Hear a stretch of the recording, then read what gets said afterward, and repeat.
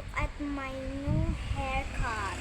Hindi talaga ako sanay sa ano guys, sa maliliit, Short hair. maiksi na hair. Short hair. I don't like that. Sorry. Charot. Kasuyo ko talaga, B. Pero bukas, may ipaprank ako dito. Wala silang alam. Sasabihan ko na lang sila. Si Kuya Balong ang ipaprank ko. May mga kakampi na ako dito guys. Sila Danaya at Jakia.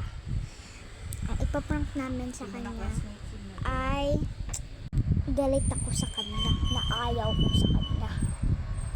Pero B, tignan ko lang yung reaction niya. May part 2 na lang to. Sorry, part 2 na lang guys. Panoorin nyo na lang dito sa sa new vlog kasi wala siyang kaalam-alam.